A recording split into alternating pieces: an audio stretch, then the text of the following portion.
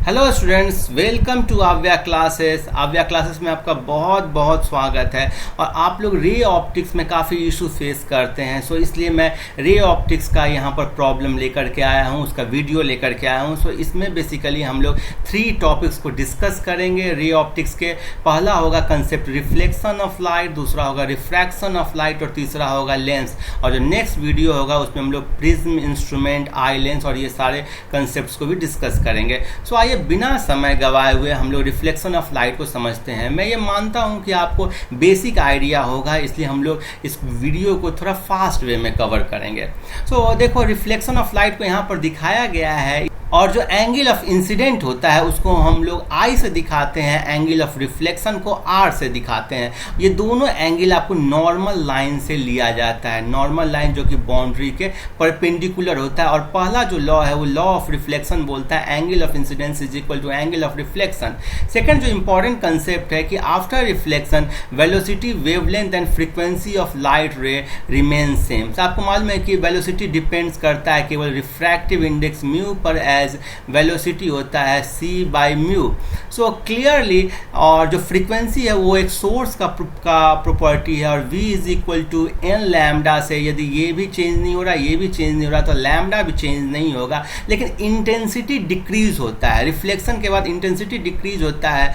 और जो next concept है कि reflection from denser medium and additional phase change of pi और path change of lambda by 2 आता है। इसके बारे में हम लोग जैसे साउंड में देखे थे कि डेंसर मीडियम में आपको एक पाई का फेज चेंज आता है, वो इक्विवेलेंट होता है पाथ चेंज लैम्डा बाई 2 के। जबकि रिफ्लेक्शन फ्रॉम रेयरर मीडियम में कोई भी फेज चेंज नहीं आता है। सो हम लोग इस कंसेप्ट को समझ लेते हैं। सपोज करो कि लाइट रे, ये आपको नीचे में वाटर है, ठीक है, और यहाँ पर आपको एयर है। सो ये डेंसर मीडियम है। क्योंकि ये डेंसर मीडियम इसलिए क्योंकि इसमें जो वेलोसिटी ऑफ लाइट है वो कम है। देखो, डेंसर मीडियम हमेशा वो होता है जिसमें कि वेलोसिटी कम हो। इसमें वेलोसिटी c बाई म्यू है, इसमें वेलोसिटी c है। सो डेंसर मीडियम में अब ये लाइट रे यदि यहाँ से आ रही है, सम एंगल ऑफ इंसिडेंट है, तो एंगल ऑफ रिफ्रैक्शन जो होगा वो कम होगा और कुछ लाइट रे रिफ्लेक्ट भी हो जाएगी। सो जो लाइट रे रिफ्लेक्ट हुई है उसमें फेज चेंज पाई हो जाएगा, मीन्स ये वेव और इस वेव में एक पाई का फेज डिफरेंस आ जाएगा। लेकिन यदि यही लाइट रे आपको वाटर मीडियम से एयर मीडियम में आए तो एयर क्या हो गया, आपको रेयरर मीडियम हो गया। ये कौन सा मीडियम हो गया, रेयरर मीडियम। ये आपको डेंसर मीडियम है। सो ये आपको एंगल ऑफ इंसिडेंट आई होगा तो एंगल ऑफ रिफ्लेक्शन भी आई होगा और एंगल ऑफ रिफ्रैक्शन ये आपको आर हो गया। तो क्लियरली ये आपको डेंसर से रेयरर मीडियम में जब लाइट रे जा रही थी तो रिफ्लेक्ट हो रही थी, तो फाई चेंज क्या होगा, जो फेज चेंज होगा आपको 0, कोई फेज चेंज नहीं होगा। तो यही सारी बातें यहाँ पर लिखी गई है। सो क्लियरली आपको reflection from rarer medium does not cause any phase change. अब यदि एंगल ऑफ इंसिडेंट आपको 0 डिग्री के इक्वल होगा तो यहाँ पर फिगर से दिखाया गया है, और उस केस में एंगल ऑफ रिफ्लेक्शन भी 0 डिग्री होगा और light normal to the surface trace the same path में लौट जाता है। ये सबका इंपॉर्टेंट कंसेप्ट है। तो पहला प्रॉब्लम हम लोग देख लेते हैं, जो कंसेप्ट सीखे हैं उस पर, कि ray of light travelling in the direction दिया गया है। ये डायरेक्शन दिया गया I plus square root 3j by 2, ये आपको यूनिट वेक्टर दिया गया है। और वो रिफ्लेक्शन के बाद जो रिटर्न हो रहा है वो डायरेक्शन है 1/2 I minus square root 3j। तो आपसे एंगल ऑफ इंसिडेंस पूछ रहा है। ये बहुत ही कंसेप्चुअल प्रॉब्लम है।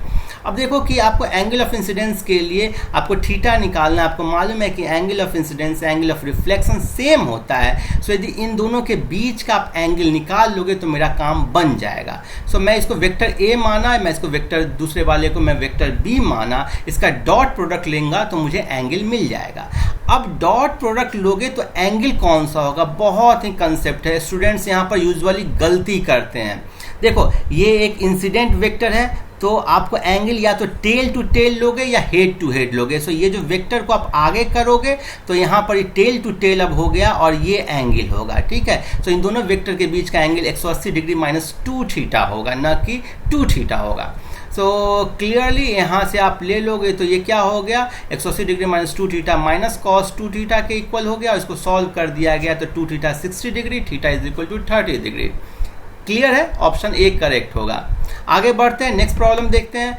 नेक्स्ट आपको है कंसेप्ट टाइप्स ऑफ मिरर। सो अलग अलग टाइप के मिरर होते हैं। पहला हम लोग देखते हैं प्लेन मिरर, ठीक है। सो प्लेन मिरर में जो इमेज होता है, आप लोग देखे होंगे घर में जो आपके होगा प्लेन मिरर, तो ऑब्जेक्ट जितना दूर पर रहता है इमेज प्लेन मिरर के अंदर में लगता है उतना ही दूर पे बना है। दूसरा क्या है कि जो इमेज है ना वो सीधा बनता है, ठीक है, उल्टा इमेज नहीं बनता है। ऐसा नहीं है कि आपका फेस ऊपर में है और इमेज आपको नीचे में बन रहा हो, ठीक है। सो क्लियरली, और ये वर्चुअल होता है। आप ध्यान दो, वर्चुअल इमेज रियल इमेज के क्या होता है इसको हम लोग समझेंगे, लेकिन वर्चुअल इमेज आप जान दो हमेशा इरेक्ट होता है, हमेशा सीधा होता है। सो वर्चुअल इमेज होगा, इरेक्ट होगा, लैटरली इन्वर्टेड होगा। आप देख रहे हो ये जो अपोजिट सेंस में है इसको बोलते हैं लैटरल इन्वर्जन, और इक्वल इन साइज होगा, ठीक है। So that is at a distance equal to distance of object in front of mirror. Magnification बहुत इंपॉर्टेंट कंसेप्ट है। मैग्निफिकेशन क्या होता है, size of image divided by size of object, और चूंकि इक्वल साइज है तो मैग्निफिकेशन 1 होगा। अब प्लस या माइनस का मतलब क्या है, यदि इन्वर्टेड होता है मीन्स कि आप ऐसे हो और इमेज ऐसे बन रहा है तो आपको क्या होगा, -1 के साथ आएगा, लेकिन चूंकि सेम ही ओरिएंटेशन में है तो ये +1 होगा। क्लियर है, आगे बढ़े। So deviation produce by plane mirror क्या होता है, अब देख लो यहाँ पर क्लियर फिगर से, आई है ये एंगल ऑफ इंसिडेंस, आर है एंगल ऑफ रिफ्लेक्शन, डेविएशन हो गया डेल्टा 180 डिग्री -2i। क्लियर है, पूरा एंगल आपको 180 डिग्री है, सो 180 डिग्री -2i। सो यदि 60 डिग्री एंगल ऑफ इंसिडेंस रहेगा तो एंगल ऑफ डेविएशन हो जाएगा 120 डिग्री। और यदि एक से ज़्यादा प्लेन मिरर एंगल पर इंक्लाइंड हो, सपोज करो थीटा एंगल पर इंक्लाइंड हो, तो जो डेविएशन होता है 360 -2 थीटा होता है। बहुत ही इंपॉर्टेंट कंसेप्ट है, ठीक है। So if two plane mirrors are inclined at an angle of 90 degree suppose करो है, तब डेविएशन कितना हो जाएगा, 360 -2 इंटू 90 डेट इज 180, और 180 डिग्री का डेविएशन हुआ मीन्स कि emergent ray is anti parallel to incident ray if it suffers 1 reflection from each irrespective of angle of incidence. So आप 90 डिग्री पर यदि मिरर को रख दोगे ना तो किसी भी एंगल से आएगा, कैसे भी आ जाएगा ना, यदि दोनों से वो हो गया तो रिफ्लेक्टेड लाइट रे ना हमेशा इसके एंटी पैरेलल होगा। क्लियर है, मीन्स कि आ रहा है ऐसे तो जाएगा ऐसे, पैरेलल लाइन होंगे लेकिन एंटी डायरेक्शन में होंगे, अपोजिट डायरेक्शन में होंगे।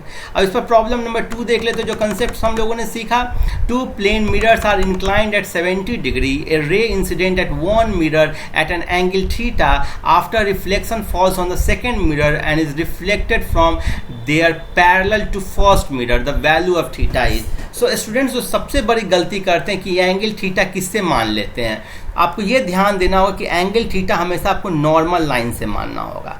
सो ये बोल रहा है कि 2 प्लेन मिरर है जो कि 70 डिग्री एंगल पर है, और एक लाइट रे आया जो कि थीटा एंगल बना रहा है, और फिर दूसरे मिरर से रिफ्लेक्शन के बाद वो पैरेलल जाता है फर्स्ट के। सो लाइट रे यहाँ पर आया, थीटा का एंगल ऑफ रिफ्लेक्शन गया, दूसरे मिरर के पास गया, और यहाँ से रिफ्लेक्शन होकर के पैरेलल ये जाएगा। क्लियर है, पैरेलल गया मीन्स कि ये एंगल जो 70 डिग्री है वो इस 70 डिग्री के इक्वल हो जाएगा, और ये एंगल यदि मान लो आप अल्फा, तो ये एंगल अल्फा हो गया, तो ये एंगल भी 70 डिग्री होगा, बिकॉज ये 90 डिग्री इधर भी है, 90 डिग्री इधर भी है। सो ये 70 तो ये 40 हो गया, तो थीटा का वैल्यू कितना हो जाएगा, 50 डिग्री। आपको देखो समझने में कोई दिक्कत है तो मुझसे कमेंट करके पूछिएगा, मुझे थोड़ा फास्ट वे में इसको खत्म भी करना है क्योंकि बहुत सारे कंसेप्ट्स को हम लोग डिस्कस करने वाले हैं। So clearly theta plus 40 degree is 90 degree and theta is 50 degree. Clear है बच्चों, आगे बढ़े। आगे प्रॉब्लम नंबर 3 देख लेते हैं, ये भी पिछले वाले प्रॉब्लम की तरह है। A ray of light is incident on first mirror पर इंसिडेंट हुआ parallel to the second. So ये सेकेंड मिरर के पैरेलल में फर्स्ट मिरर पर इंसिडेंट लाइट रे हुआ, ठीक है, और it is reflected from the second mirror parallel to first mirror. So reflected हुआ सेकेंड मिरर से जो कि पैरेलल टू फर्स्ट मिरर है, तो आपको एंगल बिटवीन दीज 2 मिरर निकालना है। सो यदि आप ये एंगल थीटा मान लेते हो सपोज करो, और ये एंगल अल्फा होगा, तो ये एंगल भी अल्फा होगा, ये एंगल थीटा हो जाएगा। सो ये एंगल थीटा है, और ये देखो चूंकि ये जो लाइट रे था इसके पैरेलल था, तो ये थीटा होगा, ये थीटा होगा, और क्लियरली ये जा रहा है पहले मिरर के पैरेलल। सो क्लियरली ये एंगल थीटा हो जाएगा। समझ में आ रहा है? सो ये तीनों एंगल थीटा हो गए। So 3 theta is equal to 180 degree and theta is equal to 60 degree. तो कैसे किए, पहले के पैरेलल है सो ये एंगल थीटा होगा, फिर उसके बाद रिफ्लेक्शन के बाद दूसरे के पैरेलल है तो ये एंगल थीटा होगा। सो ये थीटा तो ये थीटा, ये थीटा तो ये theta. So 3 theta is equal to 180, theta is equal to 60 degree. अब नेक्स्ट देखते हैं, ये एक अच्छा कंसेप्चुअल प्रॉब्लम है। इस टाइप के प्रॉब्लम पूछते हैं, a point source has been placed as shown in the figure, what is the length on the screen that will receive reflected light from the mirror.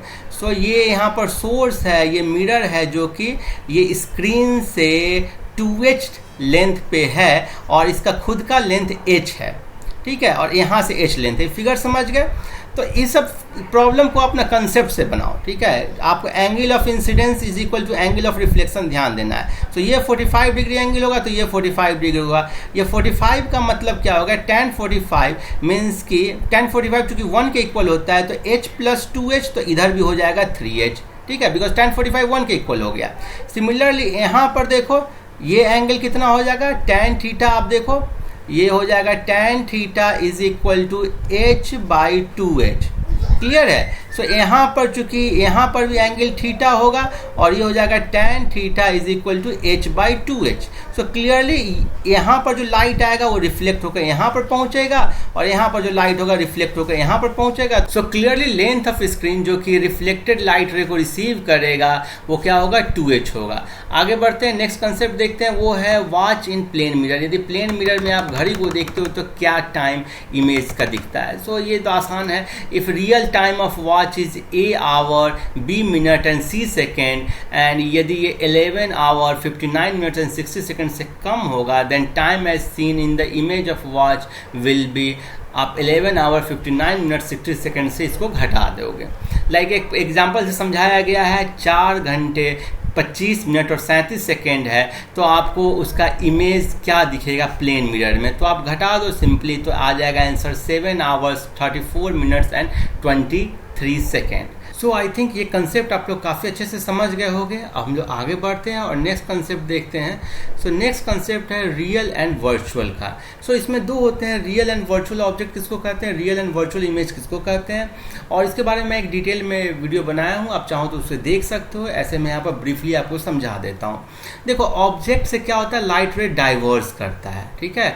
So real object वो होगा जिससे actual में light रे diverse करेगा, clear है। और virtual object वो होगा जब इंसिडेंट लाइट रे किसी पॉइंट पर या किसी ऑब्जेक्ट पर कन्वर्ज हो रहा होगा ना, आपको अपीयर्स टू कन्वर्ज मीन्स कि एक्चुअल में कन्वर्ज नहीं हो रहा है, ठीक है। आप देखो यहाँ पर मैं डॉटेड लाइन से दिखाया हूँ।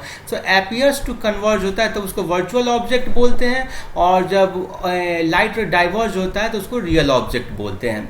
सो ये यहाँ पर फिगर से आपको देख करके आपको समझ में आ जाएगा, यहाँ से ये जो ऑब्जेक्ट है यहाँ से लाइट डाइवर्ज हो रहा है, सो ये रियल ऑब्जेक्ट है, और ये एक प्लेन मिरर है जिससे कि लाइट रिफ्लेक्ट होकर के चला जा रहा है। अब ये दूसरा देखो, इसमें क्या है कि लाइट रे बाहर से आ रहा है, ठीक है, और ये एक पॉइंट पर आपको लग रहा होगा कि इस पॉइंट पर कन्वर्ज हो रहा है। एग्जैक्टली ये कन्वर्ज नहीं हो रहा है बिकॉज आफ्टर रिफ्लेक्शन ये यहाँ पर इमेज बना दे रहा है। सो यदि light ray appears to converge होगा तो वो वर्चुअल ऑब्जेक्ट हो जाएगा, और यदि एक्चुअली में डाइवर्ज होगा तो वो रियल ऑब्जेक्ट हो जाएगा। अब हम लोग रियल और वर्चुअल इमेज के कंसेप्ट को समझ लेते हैं।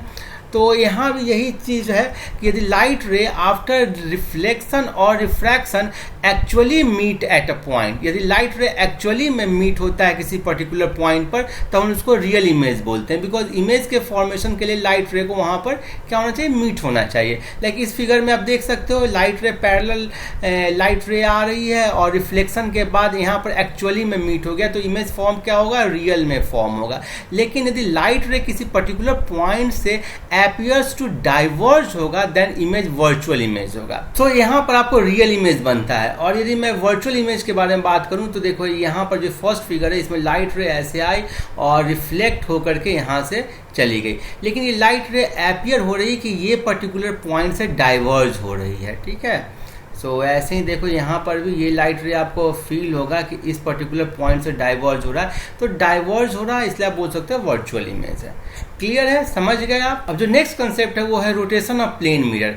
सो if the incident ray is rotated by an angle theta keeping the mirror fix, then the reflected ray also rotated by an angle theta in opposite direction. देखो, या तो आप इंसिडेंट रे को आप रोटेट करा दो, या मिरर को रोटेट करा दो, या दोनों को करा दो। सो हम लोग एक एक करके देखते हैं। पहले यदि केवल इंसिडेंट रे को रोटेट कराया जाए, पहले थीटा एंगल था, अब उसको अल्फा से आप एंटी क्लॉकवाइज डायरेक्शन में रोटेट करा दिए, तो रिफ्लेक्टेड लाइट रे अल्फा एंगल से क्लॉकवाइज डायरेक्शन में रोटेट हुआ। वैसे ही यदि इंसिडेंट को आप बीटा एंगल से क्लॉकवाइज में किए तो रिफ्लेक्टेड बीटा एंगल से एंटी क्लॉकवाइज में हो गया, मीन्स कि अपोजिट सेंस में हो रहा है। और यदि प्लेन मिरर को थीटा एंगल से रोटेट करा दें इंसिडेंट रे को फिक्स रखते हुए, तो रिफ्लेक्टेड रे टू थीटा से सेम डायरेक्शन में रोटेट हो जाएगा, जो कि यहाँ पर फिगर से दिखाया गया। इनिशियली एंगल 0 डिग्री था थीटा का, तो रिफ्लेक्टेड रे भी उसी डायरेक्शन में था। अब अपने मिरर को क्या किया, थीटा एंगल से रोटेट कर दिया, तो इंसिडेंट लाइट रे थीटा एंगल बना दिया, तो जो रिफ्लेक्टेड लाइट रे है वो इनिशियल डायरेक्शन से 2 थीटा एंगल बना देगा। सो क्लियरली, और देखो ओरिएंटेशन सेम है। यदि थीटा से इसको क्लॉकवाइज एंटी क्लॉकवाइज में किए हो तो रिफ्लेक्टेड 2 थीटा से एंटी क्लॉकवाइज में होगा। यदि आप मान लेते मिरर को थीटा एंगल से क्लॉकवाइज में करते तो जो रिफ्लेक्टेड है वो 2 थीटा से क्लॉकवाइज में होता है, मीन्स ओरिएंटेशन सेम है। सो यही चीज़ें यहाँ पर लिखी गई है।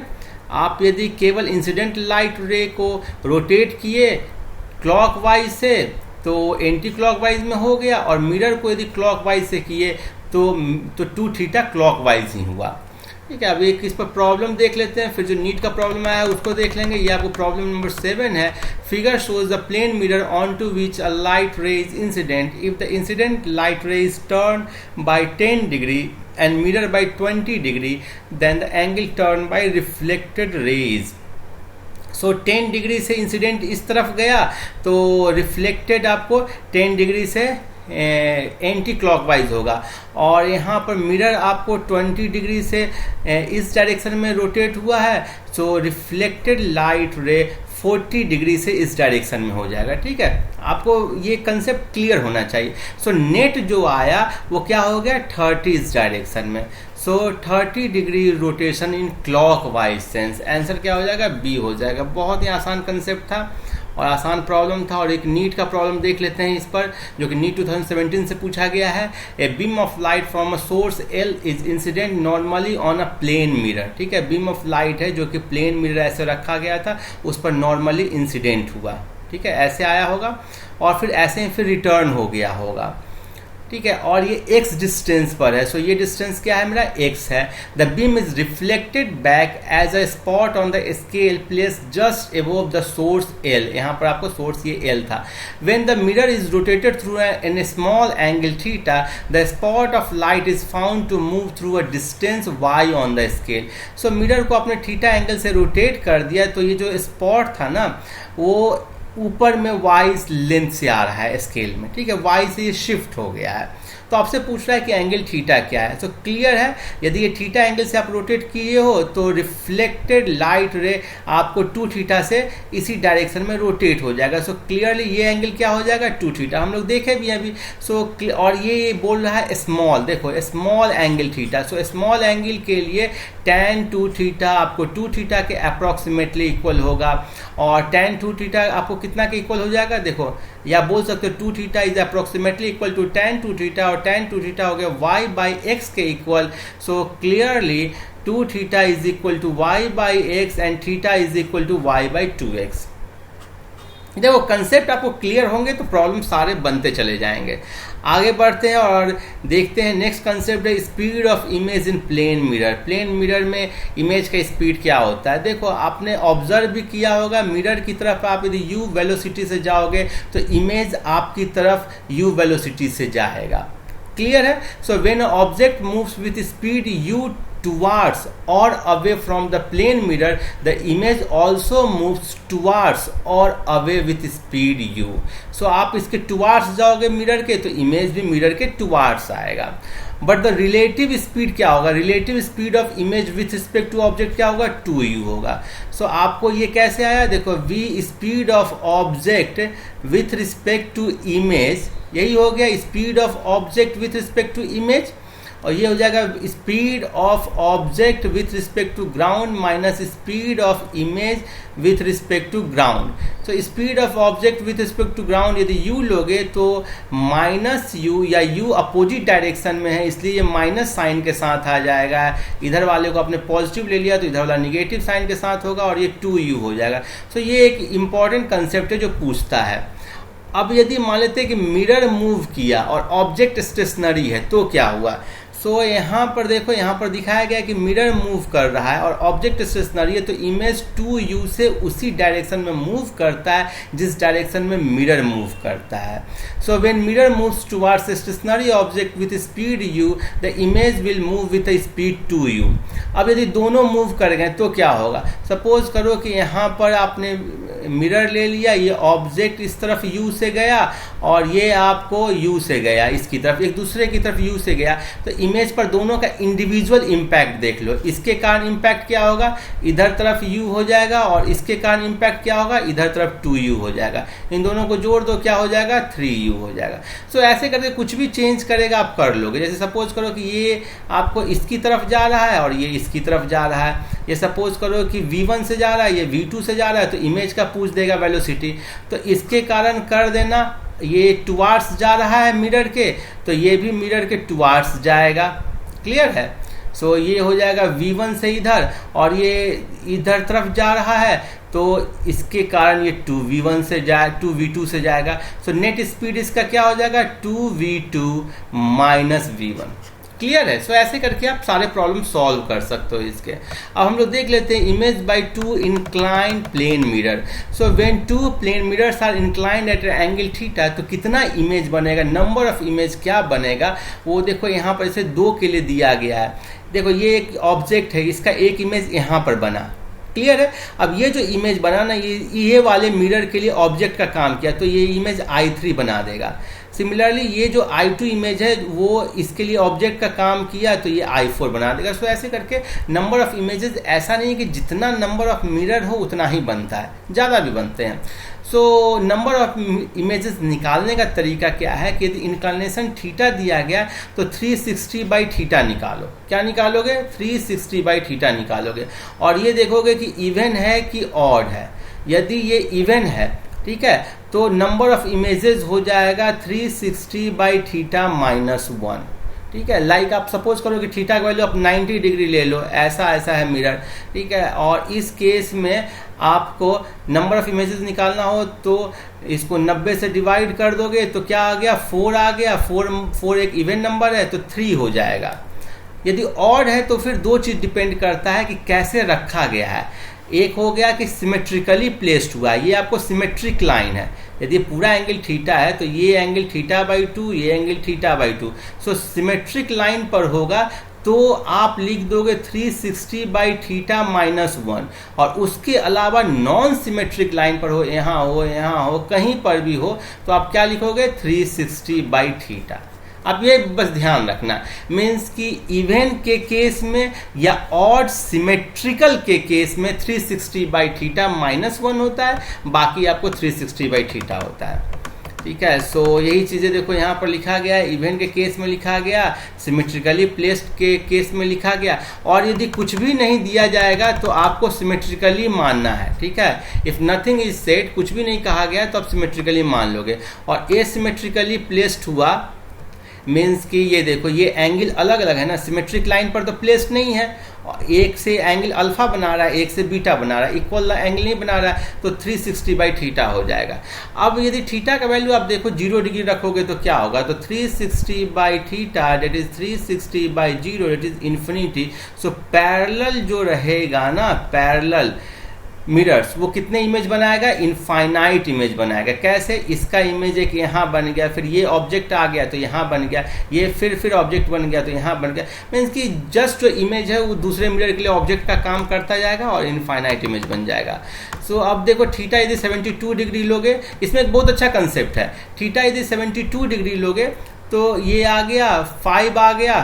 ठीक है। 72 को से आप 360 को डिवाइड कर दो, 5 आ गया, ऑड हो गया तो 5 माइनस 1 कर दो, 4 हो गया। क्योंकि मैंने बोला कि यदि कुछ नहीं बोला जाए तो आप मान लेना कि सिमेट्रिकली रखा गया है। अब यदि मैं थीटा 50 डिग्री ले लूँ तो बड़ा अच्छा केस बनता है। थीटा 50 डिग्री लेने पर 7.2 आता है। 7.2 ये तो आपको पॉइंट में आ गया, इंटीजर नहीं है।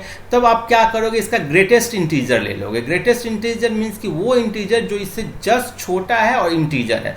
तो ग्रेटेस्ट इंटीजर क्या हो गया इसका, 7 हो गया।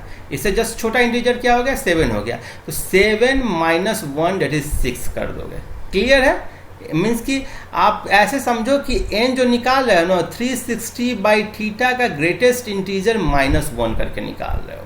ठीक है, ये इवन के केस में और सिमेट्रिकली प्लेस्ड के केस में, और नॉन सिमेट्रिकली के केस में होता है 360 बाई थीटा का ग्रेटेस्ट इंटीजर। क्लियर है? कोई दिक्कत नहीं होना चाहिए।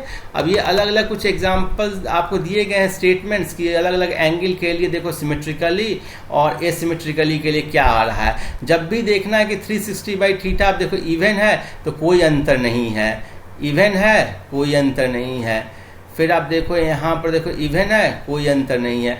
ऑड होने पर आपको सिमेट्रिकल और एसिमेट्रिकल में अंतर आ रहा है। अब प्रॉब्लम नंबर 8 देखते हैं। ये आपको एसर्शन रीजन बेस्ड है, एम्स में पूछा है। एसर्शन है when an object is placed between two plane parallel mirrors then all image found are of equal intensity. आपको मालूम है कि रिफ्लेक्शन के केस में इंटेंसिटी क्या होता है, डिक्रीज होता है। ये हम लोगों ने वीडियो के स्टार्टिंग में देखा है। तो एसर्शन रॉन्ग है। In case of plane mirrors, plane parallel mirrors only 2 image are possible. ये भी आपको रॉन्ग है बिकॉज प्लेन पैरेलल मिरर्स के केस में इनफाइनाइट इमेज बनता है। So both assertion reason are wrong. Problem number 9 देखते हैं, आपको एम्स 2014 से है। A source of light lies on angle bisector of 2 plane mirror inclined at an angle theta. ठीक है, इंक्लाइंड थीटा पर है, इसके एंगुलर बाइसेक्टर पर है। The value of theta so that the light reflected from one mirror does not reach the other mirror. देखो बोल रहा है कि लाइट एक मिरर से जो रिफ्लेक्ट हुआ वो दूसरे मिरर तक न पहुंचे। तो एक के कारण इमेज यहाँ पर बन जाएगा, इसके कारण सपोज करो यहाँ बना, इसके कारण यहाँ पर बना। अब क्या है कि ये रिफ्लेक्शन के बाद यदि लाइट दूसरे पर जाएगा, सपोज करो कि यहाँ से रिफ्लेक्शन के बाद लाइट रे फिर से इसके पास आ जाता है, फिर से यहाँ पर रिफ्लेक्ट होगा, तो तीसरा इमेज भी बनेगा। सो ये जो स्टेटमेंट कहने का मतलब हो गया ये कि टोटल मिलाकर के 2 इमेज बने। तो 2 इमेज एंगुलर बाइसेक्टर पर होता है। तो फॉर्मूला क्या होता है, 360 बाई थीटा माइनस 1। क्लियर है? ये आपको ग्रेटेस्ट इंटीजर होना चाहिए। तो देखो कौन सा कंडीशन सेटिस्फाई कर जाएगा, ये कर जाएगा। यदि थीटा आपको greater than and equal to 120 degree होगा तो क्या होगा, 360 by 120 minus 1 that is 3 minus 1। ठीक है, और ये हो गया 2। अब यदि थीटा 90 डिग्री से ज़्यादा लोगे तो क्या होगा, आपको आ जाएगा 4 माइनस 1, 3 हो गया। तो ये तो नहीं, इसमें 3 इमेज बन गया, जबकि आपको इमेज कितना बनना चाहिए, 2 ही बनना चाहिए। मैक्सिमम 2 इमेज बनना चाहिए, 2 से कम भी हो तब भी चलेगा। थीटा 120 डिग्री से कम में तो कुछ भी इमेज बन सकता है। मीन्स मान लेते हैं आप सपोज करो कि 60 डिग्री ले लो तो बहुत ज़्यादा इमेज बन जाएगा। कितना बन जाएगा, 6 माइनस 1 डेट इज़ 5 बन जाएगा। सो बेसिकली इसका आंसर क्या होगा, ए होगा करेक्ट। अब देखो ये प्रॉब्लम नंबर 10 है, find the velocity of image in below figure. आपको यदि u वेलोसिटी से कोई एक ऑब्जेक्ट मूव हो रहा हो जो कि हॉरिजॉन्टल डायरेक्शन से 30 डिग्री बना रहा हो, तो पूछे कि वेलोसिटी ऑफ इमेज क्या होगा। इस टाइप के प्रॉब्लम को कैसे टैकल करते हैं। सो बेसिकली आपको 2 है इसमें वेलोसिटी का कंपोनेंट। यदि u इस तरफ है तो एक कंपोनेंट होगा u cos 30 डिग्री इस डायरेक्शन में, और इस डायरेक्शन में क्या होगा, u sin 30 डिग्री। सो देखो इमेज का जो वेलोसिटी होगा उसका 2 कंपोनेंट होगा। इस तरफ आपको हो जाएगा u cos थीटा या फिर u cos 30 डिग्री, और इस तरफ में आपको कोई अंतर नहीं आएगा, u sin थीटा रहेगा या u sin 30 डिग्री रहेगा। तो जब भी आपको कोई ऑब्जेक्ट यदि मिरर की तरफ सीधे आने की जगह एक एंगल पर जा रहा हो तो आपको वेलोसिटी वेक्टर को ब्रेक करके देखना होगा। क्लियर है? ये आपको नेक्स्ट प्रॉब्लम है, प्रॉब्लम नंबर 11। ये भी बहुत आसान प्रॉब्लम है लेकिन कंसेप्चुअल प्रॉब्लम है, और जे या नीट किसी में से पूछा है और पूछ भी सकता है। 2 plane mirrors P and Q are aligned parallel to each other as shown in the figure. A light ray is incident at an angle theta at a point just inside one end of A. The plane of incidence coincides with the plane of figure, the maximum number of times the ray undergo reflection before it emerges out is। बहुत ही आसान problem है, लेकिन इस type की problem पूछ सकता है, इसलिए मैं रखा हूँ यहाँ पर। एंगल थीटा पर एक एंड पर ये स्ट्राइक करता है, और एंगल थीटा बोले तो ये नॉर्मल लाइन से ही होगा, हमेशा ध्यान रखना। और उसके बाद ये बोल रहा है कि डी इसका इन दोनों मिरर के बीच का डिस्टेंस है, तो कितना नंबर ऑफ टाइम्स ये रिफ्लेक्शन करेगा। तो देखो यदि ये एंगल थीटा होगा तो ये एंगल थीटा है, और आप निकाल सकते हो कि एक बार रिफ्लेक्शन में कितना डिस्टेंस ये ट्रेवल किया। बिकॉज रिफ्लेक्शन के बाद ये एंगल थीटा रहेगा तो फिर से एंगल यही थीटा रहेगा, फिर यही एंगल थीटा रहेगा, तो थीटा क्या रहेगा, कांस्टेंट आएगा यहाँ पर। सो आप क्या बोल सकते हो यहाँ पर, देखो tan थीटा हो जाएगा x बाई डी, और यहाँ से x का वैल्यू आ गया d tan थीटा। सो एक रिफ्लेक्शन में d tan थीटा डिस्टेंस किया, so total number of reflection कितना हो जाएगा, l by d tan theta. Clear है। सो इतने नंबर ऑफ रिफ्लेक्शंस चाहिए होंगे, इसलिए इसी तरह से सॉल्व किया गया है। आगे बढ़ते हैं और नेक्स्ट प्रॉब्लम देखते हैं। ये बेसिकली कंसेप्ट है कि कोई एक मैन है जिसका हाइट h है, और उसको मिरर का एटलीस्ट कम से कम लेंथ क्या चाहिए कि वो अपना कंप्लीट इमेज देख पाए। सो ये एक मैन है जिसका हाइट h है, तो उसको एटलीस्ट h/2 लेंथ का मिरर चाहिए अपना कंप्लीट इमेज देखने के लिए। ठीक है, लाइक उसको यदि लेग का इमेज देखना है तो उसके लिए यहाँ पर सपोज करो यहाँ पर उसका लेग होगा, यहाँ पर उसका हेड होगा। ठीक है, तो लेग का इमेज के लिए आपको रे डायग्राम बनाया गया, लेग से लाइट रे गया और स्ट्राइक होकर के इसके आई तक गया, वैसे ही हेड से गया और इसके आई तक आया। समझ गए। अब नेक्स्ट देखते हैं कंसेप्ट कि यदि to see complete wall behind himself a person require a plane mirror of at least 1/3 of height of the wall. देखो यदि ये हाइट ऑफ वॉल यदि h है और मैन इसके बीच में है, वॉल के बीच में, मीन्स कि मिरर और वॉल के बीच में है ये, तो कितना हाइट का आपको ये चाहिए, मिरर चाहिए, तो एटलीस्ट h/3 हाइट का चाहिए। देखो इस टाइप का प्रॉब्लम पूछता है, इसलिए मैं इस सब कंसेप्ट को ऐड किया हूँ। सो अब कर्व मिरर देख लेते हैं। कर्व मिरर में आपको दो होते हैं, कनकेव मिरर होते हैं, कन्वेक्स मिरर होते हैं। सो ये आपको किसका इमेज है, ये आपको कनकेव मिरर का है जो कि लाइट रे को कन्वर्ज कर रहा है। देखो यहाँ पर लाइट रे आ रही है, जो पैरेलल बीम ऑफ लाइट रे आ रही है वो एक पॉइंट पर कन्वर्ज हो रही है। सो इसको कन्वर्जिंग मिरर भी बोल सकते हैं या फिर कनकेव मिरर बोलते हैं। और जो डाइवर्ज करता है ना, ये देखो ये आपको लाइट रे को क्या कर रहा है, पैरेलल जो लाइट रे आ रहा था उसको दूर भेज दे रहा है, डाइवर्ज कर रहा है। सो जो लाइट रे को डाइवर्ज करता है उसको डाइवर्जिंग मिरर भी बोल सकते हैं या फिर आप कन्वेक्स मिरर बोलते हैं। तो आप हमेशा ध्यान रखना, कनकेव मीन्स कि कन्वर्ज और कन्वेक्स मीन्स डाइवर्ज। ठीक है, अब इनका देख लेते हैं। देखो ये जो लाइन होता है, जो असल में ये जो मिरर है वो एक स्फीयर का पार्ट होता है, तो उस स्फीयर का जो सेंटर होता है उसको हम लोग सेंटर ऑफ कर्वेचर बोलते हैं। पैरेलल बीम ऑफ लाइट रे जिस पॉइंट पर हिट करती है उसको हम लोग क्या बोलते हैं, फोकस बोलते हैं, ये आपको मालूम होगा। और जो मिरर का जो मिडिल पॉइंट है उसको हम लोग क्या बोलते हैं, पोल बोलते हैं, ये प्रिंसिपल एक्सिस है। और आपको इंसिडेंट लाइट रे के डायरेक्शन को आप क्या लेते हो, पॉजिटिव लेते हो, तो इस डायरेक्शन को आप पॉजिटिव लोगे, अपोजिट डायरेक्शन को आप निगेटिव लोगे। सो क्लियरली जैसे यहाँ पर फोकल लेंथ और हर डिस्टेंस आपको पोल से लिया जाता है, तो क्लियरली फोकल लेंथ क्या होगा, निगेटिव होगा। चूंकि ये इस डायरेक्शन में है इसलिए फोकल लेंथ निगेटिव होगा, और इसमें फोकल लेंथ इस पोल के राइट हैंड साइड में है। चूंकि इंसिडेंट रे के डायरेक्शन को हमने पॉजिटिव मान लिया, मीन्स इस डायरेक्शन को पॉजिटिव माना, इस डायरेक्शन को नेगेटिव माना। सो क्लियरली फोकल लेंथ यहाँ पर पॉजिटिव हो जाएगा, F convex positive, F concave negative. और यदि प्लेन मिरर की बात करोगे तो प्लेन मिरर किस स्फीयर का पार्ट है, तो जिस स्फीयर का पार्ट है उस स्फीयर का जो रेडियस होगा ना वो इनफाइनाइट होगा, बहुत बड़ा होगा। आप ऐसे समझो कि ये कोई स्फीयर है तो उसके बहुत छोटे पार्ट को लोगे ना, तभी आप बोलोगे कि प्लेन है वो। सो प्लेन मिरर का जो रेडियस ऑफ कर्वेचर होता है वो इनफाइनाइट होता है, और जो फोकल लेंथ होता है वो भी इनफाइनाइट होता है। अब एपर्चर क्या होता है, एपर्चर क्या होता है कि effective diameter of light reflecting area, जो मिरर का जो लाइट रिफ्लेक्ट कर रहा है ना उसका इफेक्टिव डायमीटर, और जो इंटेंसिटी इमेज का होता है वो एरिया पर डिपेंड करता है। एरिया आपको डायमीटर पर डिपेंड कर रहा है, मीन्स कि एरिया आपको एपर्चर पर डिपेंड कर रहा है। सो क्लियरली आपको यदि जिसका ज़्यादा एपर्चर होगा उसका आपको इंटेंसिटी ज़्यादा होगा। आगे बढ़ते हैं और हम लोग बेसिकली इमेज के फॉर्मेशन पर फोकस करते हैं। तो बेसिकली 6 अलग अलग प्लेसेस पर हम लोग ऑब्जेक्ट को रख करके इमेज देखेंगे। आप सबको पता होगा ये, तो इसमें मैं समय नहीं ज़्यादा लगाऊंगा। यदि पैरेलल बीम ऑफ लाइट रे आती है, हम लोग अभी कनकेव मिरर का देख रहे हैं। किसका देख रहे हैं? Concave mirror. आप ध्यान देना, कनकेव मिरर में हर जगह रियल इमेज बनेगा, केवल एक जगह आपको वर्चुअल इमेज बनेगा। सो आपको ध्यान रखना है, ठीक है। ये कन्वर्जिंग मिरर है। सो जब पैरेलल बीम ऑफ लाइट रे आती है तो फोकस पर होती है, बहुत स्मॉल होती है, रियल होती है, इन्वर्टेड होती है। जब भी रियल आएगा तो इन्वर्टेड रहेगा, हमेशा ध्यान रखना। जब भी रियल इन्वर्टेड रहेगा, वर्चुअल रहेगा तो इरेक्ट रहेगा या सीधा रहेगा, ठीक है। Virtual image erect. तो यहाँ पर पैरेलल है, फोकस पे हो गया। चूँकि पैरेलल है मीन्स कि इन्फिनिटी से आ रहा है, और मैग्निफिकेशन इसका क्या होगा? 1 से बहुत कम होगा, क्योंकि बहुत छोटा बनता है इमेज।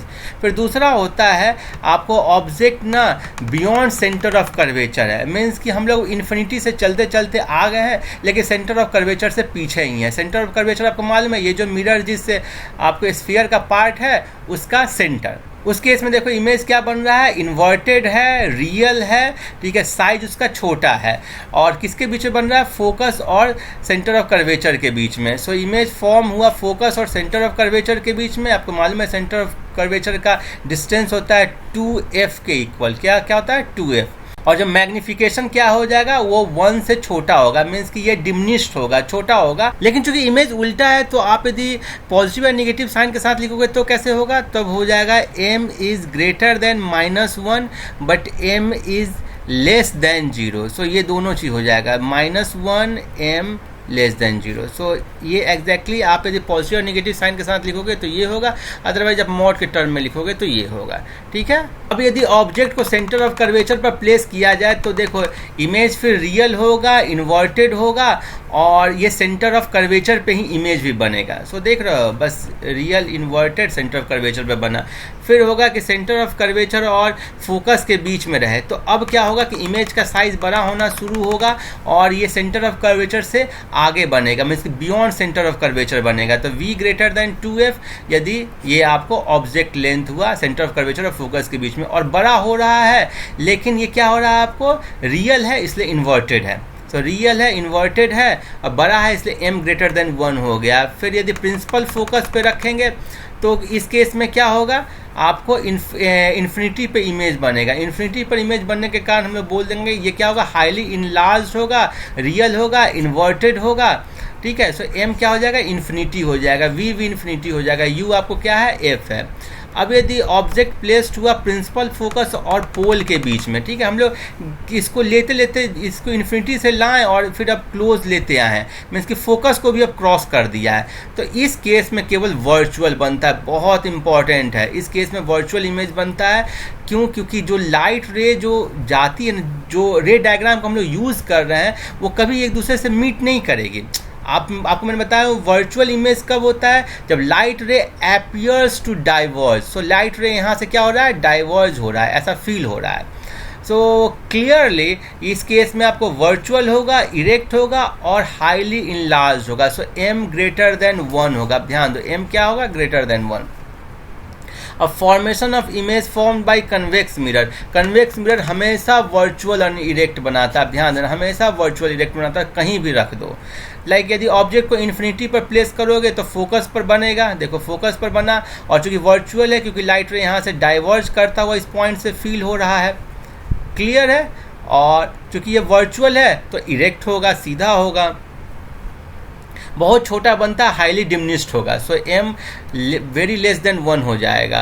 अब यदि इसके अलावा कोई दूसरा भी पॉइंट ले लो, when object is placed anywhere between pole and infinity. पहले तो हम लोग इन्फिनिटी का केस देख लिए, और इन्फिनिटी के अलावा कोई भी केस ले लोगे ना, तो उस केस में image is form behind the mirror, means कि वर्चुअल होगा, इरेक्ट होगा, और क्या होगा? डिमिनिश्ड होगा, छोटा होगा। मीन्स कि कन्वेक्स मिरर जो है वो कभी भी बड़ा इमेज बना ही नहीं सकता, हमेशा छोटा इमेज बनाता है, हमेशा उसका मैग्निफिकेशन लेस देन 1 होता है, और हमेशा ये पॉजिटिव होता है, लेस देन +1 होता है, क्योंकि ये कभी इन्वर्टेड बनाता ही नहीं है। और इमेज भी इसका बस इसी दोनों पॉइंट के बीच में रहेगा, पोल और फोकस के बीच में रहेगा। यदि बहुत दूर रखोगे इन्फिनिटी पे तो फोकस पे बन जाएगा, जैसे जैसे पास लेते जाओगे ये आपको पोल की तरफ खिसकता जाएगा। और इसका जो साइज़ है ना थोड़ा थोड़ा बढ़ता जाएगा, लेकिन इसका साइज़ ना ऑब्जेक्ट के साइज से हमेशा छोटा होगा। क्लियर है? तो देखो इसी को स्टेटमेंट में यहाँ पर लिखा गया है, आप आई थिंक समझ गए होंगे, कुछ इसमें नया चीज़ समझाने के लिए नहीं है।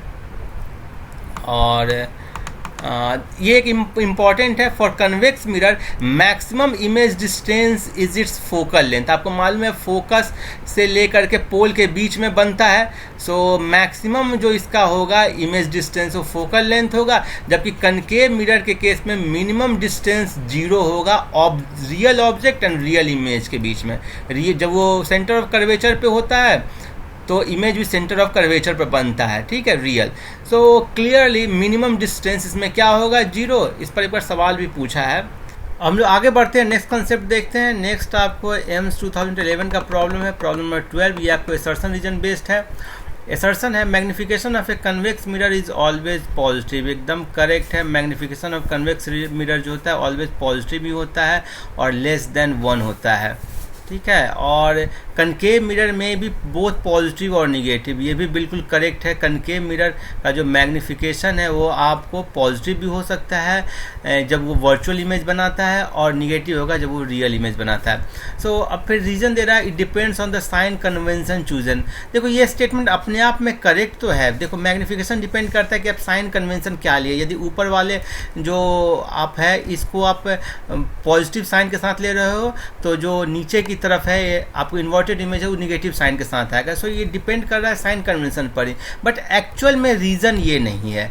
रीज़न ये है कि इस केस में आपको जब भी रियल इमेज बनता है तो वो इन्वर्टेड होता है, और इन्वर्टेड होने के कारण वो उसका मैग्निफिकेशन निगेटिव होता है, जबकि वर्चुअल होता है तो इरेक्ट होता है और इस कारण से पॉजिटिव होता है। So assertion reason both are correct, but reason is not the correct explanation of assertion होगा। आगे बढ़ते हैं, प्रॉब्लम नंबर 13 देखते हैं। देख कर बता दोगे आप। इसमें बोला है कि मैग्निफिकेशन के बेसिस पर आपको बताना है कि मिरर होगा कौन सा और इमेज रियल है या वर्चुअल है। सो पहला है m-2। सो m-2 कहने का मतलब क्या होगा, निगेटिव है, मीन्स कि ये रियल इमेज होगा। और रियल इमेज होने का मतलब क्या हो गया कि रियल इमेज किस में बनता है, कनकेव मिरर में। सो कनकेव मिरर हो गया आपको Q, और रियल इमेज हो गया R। सो Q और R किस में, देखो तो Q और R इसमें। सो आपको C ऑप्शन करेक्ट होगा। बाकी सब भी आप मैच करा सकते हो। B क्या है, m = -1/2। सो ये भी आपको कनकेव मिरर होगा डेफिनेटली, और ये भी आपको रियल ही होगा। सो ये भी Q and R होगा। आप देखो फिर उसके बाद C है Q and S, m = +2 का मतलब क्या हो गया कि ये वर्चुअल इमेज होगा।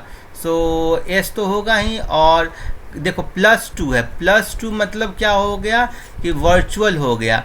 और चूंकि ये 1 से ज़्यादा है, +2 इज़ ग्रेटर देन +1, 1 से ज़्यादा है, तो कन्वेक्स मिरर तो बड़ा साइज का इमेज बना ही नहीं सकता है, केवल कनकेव बनाता है। सो ये कनकेव होगा। सो कनकेव जब वर्चुअल इमेज बना रहा है, जब ऑब्जेक्ट उसके पोल और फोकस के बीच में है। सो ये भी हो जाएगा आपको S, और कनकेव क्या हो गया Q। So Q and S देख रहे हो। तो ऐसे करके आप प्रॉब्लम बहुत आसानी से सॉल्व कर सकते हो यदि कंसेप्ट्स क्लियर हैं तो। अब देखो मिरर फार्मूला को समझ लेते हैं और उस पर प्रॉब्लम देख लेते हैं। मिरर फार्मूला होता है 1/f = 1/v + 1/u, जहाँ v क्या हो गया उसका इमेज डिस्टेंस, u क्या हो गया ऑब्जेक्ट डिस्टेंस, और f क्या हो गया फोकल लेंथ। आपको ध्यान देना है कि ये मिरर है ना, तो ये पोल से सारा डिस्टेंस लेना है, और इंसिडेंट लाइट रे के डायरेक्शन को आपको पॉजिटिव माना है और अपोजिट डायरेक्शन को निगेटिव माना है। सारा डिस्टेंस पोल से आप पॉजिटिव या निगेटिव के टर्म में ले लोगे। क्लियर है? सो एक प्रॉब्लम ये मैं आपके लिए सॉल्व कर दिया हूँ। ये आपको मेंस 2012 से लिया गया है। Rod of length 10 centimetre lies along the principal axis of a concave mirror of focal length 10 centimetre in such a way that its end closer to pole is 20 centimetre away from the mirror, the length of image is. So इस type के magnification को हम लोग longitudinal magnification कहते हैं। इसको हम लोग देखेंगे, ठीक है। ये देखो कोई एक रॉड है, ए बी रॉड, जो कि रखा गया है एक कनकेव मिरर जिसका फोकल लेंथ है आपको 10 सेंटीमीटर, और इसका जो एंड क्लोजर है ना मिरर से वो 20 सेंटीमीटर दूर है। तो पूछ रहा है कि इमेज का लंबाई क्या होगा। सो आपने पर्टिकुलर बी कहाँ पर इमेज बनेगा वो निकाल लो, और ए कहाँ पर इमेज बनेगा वो निकाल लो, और उसी के अकॉर्डिंगली ये आप सॉल्व कर लोगे। क्लियर है? देखो ये सेंटर, आप ऐसे समझ सकते हो, ये सेंटर ऑफ कर्वेचर पर ये एंड है, मीन्स कि सेंटर ऑफ कर्वेचर पर होगा। सो इसका इमेज ना यहाँ पर बनेगा। ठीक है? सो बी का तो बी डैश भी यही होगा। क्लियर है? और ये जो ए है ना उसका बता देख लो कहाँ पर इमेज बनेगा, घटा देना। यही चीज़ सॉल्व किया गया है। देखो आपको 1/v plus 1/u is equal to 1/f लगाया गया है। पॉइंट ए के लिए लिखा गया है 1/va plus 1/ua is equal to 1/f। A के लिए कर दिया। अब चूंकि इधर से ये कितना डिस्टेंस है, 30 सेंटीमीटर है, 20 प्लस 10 30, और f का वैल्यू भी, और कनकेव के केस में इसी तरफ होगा 10 सेंटीमीटर, सो निगेटिव साइन के साथ आएगा। सो -10 -30, और सॉल्व कर दोगे तो आ गया -15 सेंटीमीटर। और जो पॉइंट बी का इमेज होगा वो वहीं पर बनेगा, क्योंकि ये क्या है, सेंटर ऑफ कर्वेचर पर है। तो वी बी हो गया -20 सेंटीमीटर। तो क्लियरली ये हो गया -15। सो इसका लेंथ कितना हो गया, 5 सेंटीमीटर। सो आंसर क्या हो जाएगा, डी 5 सेंटीमीटर। आसान प्रॉब्लम था। आगे बढ़ते हैं, और ये एक बड़ा इम्पॉर्टेंट आपको फॉर्मूला है, न्यूटन फॉर्मूला। ये बोलता है कि ऑब्जेक्ट डिस्टेंस और इमेज डिस्टेंस यदि फोकस से हम लोग मेजर करें इंस्टेड ऑफ पोल से नहीं करें तब, बल्कि फोकस से करें, तब जो फॉर्मूला होगा ना वो ये होता है f² is equal to x1 x2, जहाँ x1 हो गया ऑब्जेक्ट डिस्टेंस, x2 हो गया इमेज डिस्टेंस। इस पर प्रॉब्लम एम्स 2009 में पूछा है, नियर फ्यूचर में पूछ सकता है। If in a concave mirror and object is placed at a distance d1 from the focus, means object distance दिया गया, and the image is formed at a distance d2 from the focus, image distance दिया गया, then the focal length of mirror is square root d1 d2। So option A correct होगा। अब magnification के बारे में हम लोग इतना सारी बातें की है, मैग्निफिकेशन को भी थोड़ा समझ लेते हैं। सो ये बेसिकली मैग्निफिकेशन होता है size of image divided by size of object, और मैग्निफिकेशन दो टाइप के होते हैं, लीनियर मैग्निफिकेशन और areal magnification. Linear magnification basically दो टाइप के होते हैं, ट्रांसवर्स मैग्निफिकेशन, लॉन्गिट्यूडनल मैग्निफिकेशन। सो इन दोनों को हम लोग समझ लेते हैं कि ट्रांसवर्स और लॉन्गिट्यूडनल मैग्निफिकेशन क्या होता है। सो यदि object perpendicular to principal axis रखा जाता है तो जो मैग्निफिकेशन होता है उसको हम लोग लैटरल या ट्रांसवर्स मैग्निफिकेशन कहते हैं। लाइक देखो ये आपको क्या है, प्रिंसिपल एक्सिस है और ऑब्जेक्ट इसके परपेंडिकुलर रखा गया, तो जो मैग्निफिकेशन मिलेगा, मैग्निफिकेशन कैलकुलेट करेंगे उसको क्या बोलेंगे, ट्रांसवर्स या लैटरल। ठीक है? सो क्लियरली इसका जो फॉर्मूला होता है m is equal to I by O, means की image length divided by object length is equal to -v by u. मेरे जो वीडियो हैं उसमें ये फॉर्मूला कहाँ से आया ये सभी डिराइव करके किया हुआ, लेकिन यहाँ पर हम लोग जस्ट केवल फॉर्मूला को रिकैप कर रहे हैं। So it is equal to -v by u, और यहाँ से आप चाहोगे तो 1/v plus 1/u is equal to 1/f, और यहाँ से आप इस रूप में भी इसको चेंज कर सकते हो। लाइक आप इसको यदि v से मल्टीप्लाई कर दो तो देखो क्या होगा, v/v plus v/u is equal to v/f, और यहाँ से हो जाएगा v/u with a negative sign is equal to 1 minus v/f, that is f minus v/f। तो आ गया ना यही चीज़। तो ऐसे करके ये दोनों फार्मूला को आप याद रखो, इसका कभी कभी सीधे काम भी आ जाता है। सो नेक्स्ट प्रॉब्लम मैग्निफिकेशन पर बेस्ड है, एम्स 2008 से लिया गया। Problem number 16, an object 5 centimetre tall is placed 1 metre from the concave spherical mirror which has radius of curvature 20 centimetre, the size of image is. तो आसान प्रॉब्लम है, आपको object का आपको लेंथ दिया गया है, ठीक है, और लैटरली रखा गया। जब कुछ ना दिया जाए तो आप ट्रांसवर्स ही समझना। सो रेडियस ऑफ कर्वेचर दिया गया, तो यहाँ से फोकल लेंथ निकाल लोगे 10 सेंटीमीटर, और ऑब्जेक्ट डिस्टेंस है 1 मीटर। ठीक है? सो 1/v और u का वैल्यू हो जाएगा -1/1। ठीक है? और f का वैल्यू हो जाएगा 10 सेंटीमीटर है तो -1/10 सेंटीमीटर 0.1। सो देखो ये हो जाएगा 1/v is equal to -0.1 plus 1। इसी को सॉल्व किया गया होगा यहाँ पर, और ये आ गया आपको -1/9। सो v का वैल्यू निकाल लिया मैंने -1/9, और फॉर्मूला निकाल दो I/O इज इक्वल टू क्या हो जाएगा, -v/u, that is -1/9 divided by u का वैल्यू -1 है। तो क्या आ गया, ये आ गया आपको -1/9 और I is equal to O/9 with negative sign, that is -5/9। Clear है। सो ऐसे करके आप सॉल्व कर ले तो बहुत ही आसान प्रॉब्लम्स हैं, इसमें कुछ भी नहीं है। फिर लॉन्गिट्यूडनल मैग्निफिकेशन एक इंपॉर्टेंट कंसेप्ट है।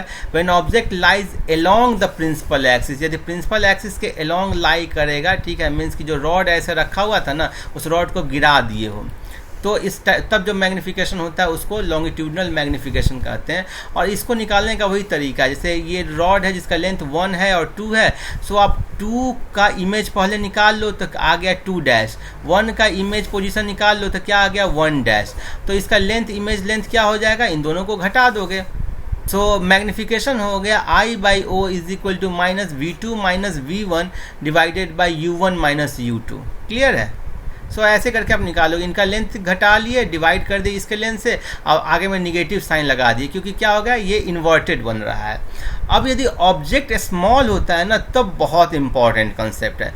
ऑब्जेक्ट स्मॉल होता है तो V/U निकाल दो और उसको स्क्वायर कर दो क्लियरली, बिकॉज आप डिफ्रेंशिएट करते हो उस केस में। यदि स्मॉल ऑब्जेक्ट होता है ना, तो आप लिख सकते हो V2 - V1 divided by U1 - U2 है। सो ये डिफरेंस बहुत कम है, इसको dV लिख सकते हो, और ये भी डिफरेंस बहुत कम है तो इसको du लिख सकते हो, मीन्स के स्मॉल चेंज।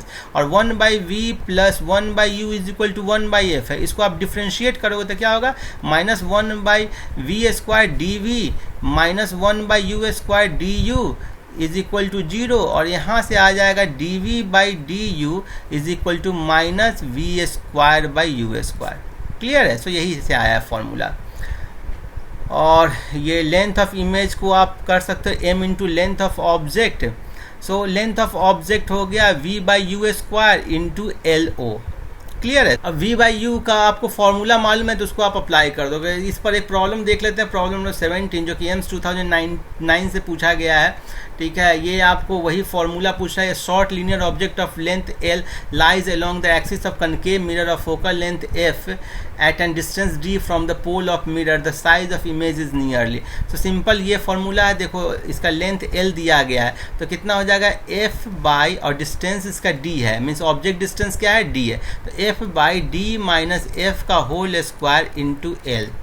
क्लियर है। इसको हम लोग ऐसे भी लिख सकते हो V/U का होल स्क्वायर इंटू L, और V इसके लिए निकालना होगा, लेकिन आप यदि U और F दिया गया है तो इस फॉर्मूला का यूज़ कर लो। सो आसान प्रॉब्लम्स हैं। अब दूसरा उसके बाद आता है एरियल मैग्निफिकेशन। एरियल मैग्निफिकेशन क्या हो गया, कोई ऑब्जेक्ट है जिसका एरिया दिया गया है और इमेज का एरिया कैलकुलेट करना हो, तो इसमें जो मीन्स की area of image divided by area of object हो गया, वही हो गया एरियल मैग्निफिकेशन। अभी तक हम लोगों ने लेंथ का मैग्निफिकेशन देखा, हम लोग एरिया का मैग्निफिकेशन देख रहे हैं। So clearly area of image क्या हो जाएगा, m इंटू ए, मीन्स कि a लेंथ मैग्नीफाइड होकर के ma हो गया, b है मैग्नीफाइड होकर mb हो गया। सो ma into mb divided by a into b, so m² हो गया, और क्लियरली एरियल मैग्निफिकेशन m² हो गया। मीन्स कि जो लीनियर मैग्निफिकेशन आया था ना, उसको आपको स्क्वायर करना होगा। सो ये सब आई थिंक यही कंसेप्ट सब है। ये सब कंसेप्ट, एक और अच्छा कंसेप्ट है, if a spherical mirror produces an image m times the size of object then UVF को कैसे आप रिलेट करते हो। सपोज करो कि आपको एग्जाम में दे दिया m और f दे दिया, तो पूछेगा कि u कैसे निकालना है, तो ये फॉर्मूला यूज़ कर दो, v के लिए ये फॉर्मूला यूज़ कर दो। क्लियर है। अब ये कुछ इंपॉर्टेंट शॉर्ट पॉइंट्स देख लेते हैं हम लोग। For real extended image, if the image formed by single mirror is erect, यदि सिंगल मिरर की हम लोग बात कर रहे हैं, यदि इमेज इरेक्ट होगा तब तो वर्चुअल होगा, और यदि लेंथ ऑफ इमेज छोटा होगा, लेंथ ऑफ इमेज छोटा होगा, वर्चुअल है तो क्या होगा, कन्वेक्स होगा। जो लेंथ ऑफ इमेज या साइज ऑफ इमेज ऑब्जेक्ट के इक्वल होगा तो क्या होगा, प्लेन मिरर होगा। साइज ऑफ इमेज लार्जर होगा तो क्या होगा, कनकेव मिरर होगा। सो आप ध्यान देना, जब भी वर्चुअल इमेज की बात करें या इरेक्ट इमेज की बात करें तो उसका साइज देख लेना, उसी के अकॉर्डिंगली आप बोल दोगे कौन सा मिरर है। ठीक है। अब देखो कि यदि इन्वर्टेड रहेगा तो हमेशा रियल रहेगा, और मिरर हमेशा क्या रहेगा, कनकेव, क्योंकि कनकेव ही केवल रियल इन्वर्टेड इमेज बनाता है। अब यदि मिरर के आधे पार्ट को हम लोग ऑब्स्ट्रैक्ट कर दे तो कितना इमेज बनेगा, क्या होगा इमेज का। तो उसका आंसर ये है कि मिरर के हाफ पार्ट को यदि ऑब्स्ट्रैक्ट कर दिया जाए तो भी इमेज फुल बनता है, इमेज हाफ नहीं बनता है, लेकिन इंटेंसिटी हाफ हो जाता है। अब जो नेक्स्ट कंसेप्ट है कि यदि ऑब्जेक्ट मूव करता है कांस्टेंट स्पीड से टुवर्ड्स कनकेव मिरर तो फिर क्या होगा, आपको इमेज का मूवमेंट कैसा होगा। बहुत इंपॉर्टेंट कंसेप्ट है। आपको मालूम है कि यदि इन्फिनिटी पे ऑब्जेक्ट होता है तो आपको फोकस पे उसका इमेज बनता है, और उसी तरीके से जब वो सेंटर ऑफ कर्वेचर पे आता है, मीन्स कि 2f डिस्टेंस पर आता है, तब इसका जो इमेज बनता है वो आपको 2f पे बनता है। सो क्लियरली इन्फिनिटी से 2f डिस्टेंस, बहुत बड़ा डिस्टेंस ट्रैवल करने ये ऑब्जेक्ट ने ट्रैवल किया और इमेज ने बस छोटा सा डिस्टेंस ट्रैवल किया, मीन्स कि इमेज स्पीड काफ़ी स्लो थी। वैसे ही फिर जब ये 2f से f तक आता है तो इमेज आपको 2f से इन्फिनिटी तक चला जाता है। सो जब ऑब्जेक्ट यहाँ से यहाँ तक आया तो इमेज काफ़ी फास्ट मूव हुआ। क्लियर है? So if an object moves at constant speed towards the concave mirror from infinity to focus, the image will move lower in the beginning, speed पहले lower होता है, कम होता है, and faster in the last। ठीक है, जो हम लोग देखा लास्ट में faster होता है। This is because in the time object move from infinity to center of curvature, the image moves from focal length to center of curvature, and when the object moves from center of curvature to focus, the image will move from center of curvature to infinity। और यदि object यदि आपको centre of curvature पर होगा तो speed of object and speed of image same होगा। क्यों same होगा? क्योंकि ना जो वी आई, जो image speed by object speed का रेशियो होता है v i by v o, वो होता है minus v square by u square. मैं यहाँ पर निगेटिव साइन क्यों किया? क्योंकि ऑब्जेक्ट यदि इस तरफ आ रहा है तो अब देखो कि इमेज किस तरफ आ रहा है, इस तरफ मूव हो रहा है। ठीक है, जैसे जैसे ऑब्जेक्ट इस तरफ आ रहा है इमेज इस तरफ आपको मूव होता जा रहा है, इसलिए निगेटिव साइन के साथ होगा। और आप ये भी रिलेशन आप 1/v plus 1/u is equal to 1/f का यूज़ करके कर सकते हो। अब इस पर एक न्यूमेरिकल देख लेते हैं। प्रॉब्लम नंबर 18 है।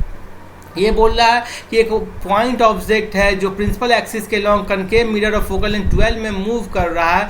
जब 20 सेंटीमीटर इसका डिस्टेंस होता है तो वेलोसिटी 4 सेंटीमीटर पर सेकेंड होता है। वेलोसिटी ऑफ इमेज उस टाइम इंस्टेंट पर पूछ रहा है।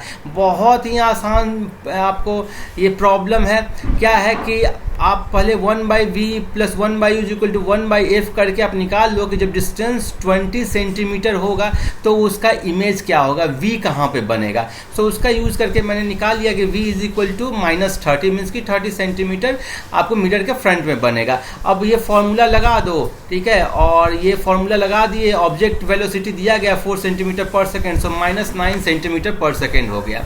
क्लियर है? अब लास्ट के कुछ कंसेप्ट्स देख लेते हैं। Focal length of mirror is independent of the material of mirror, medium in which it is placed and wavelength of incident light. ये बहुत इंपॉर्टेंट है। देखो, जहाँ आपको लेंस आपको ये मटेरियल पर डिपेंडेंट होता है, आपको जिस मीडियम पे डिपेंडेंट होता है फोकल लेंथ लेंस का, लेकिन मिरर के केस में ऐसा नहीं है। और divergence and convergence power of medium does not change with change in medium, जबकि लेंस के केस में ये चेंज होता है। अब कुछ यूसेज देख लेते हैं। ठीक है, सो पहला यूसेज है कनकेव मिरर का, used as a saving mirror in searchlight in cinema projector in telescope by ENT specialist। तो सेविंग मिरर ये सब में इसलिए यूज़ हो जाता है क्योंकि ये जो वर्चुअल इमेज बनाता है वो मैग्नीफाइड होता है और इरेक्ट होता है। सो कभी कभी एग्ज़ाम में भी पूछता है कि क्यों यूज़ होता है। और कन्वेक्स मिरर का यूज़ होता है इन रोड लैम्प, साइड मिरर, इन व्हीकल एक्सेट्रा। साइड मिरर के रूप में क्यों यूज़ होता है? क्योंकि फील्ड ऑफ व्यू जो कन्वेक्स मिरर का है वो ज़्यादा होता है। सो आप कम जगह पे ज़्यादा दूर की ज़्यादा चीज़ों को देख पाते हो। ठीक है, so field of view of convex mirror is more than the concave mirror. So ये इसके साथ रिफ्लेक्शन के सारे कंसेप्ट खत्म होते हैं। और आई थिंक ये वीडियो थोड़ा बड़ा हो गया है, इसलिए मैं रिफ्रैक्शन और लेंस अलग वीडियो में फिर बनाऊंगा। और रिफ्रैक्शन का वीडियो 30 to 35 मिनट्स का होगा। ठीक है, सो बने रहिए। और रिफ्रैक्शन का वीडियो भी मैं जल्द से जल्द अपलोड करता हूँ। यदि आप वीडियो अच्छा लगा हो तो इसे शेयर करें, लाइक करें, सब्सक्राइब करें। Keep watching, happy learning, thank you.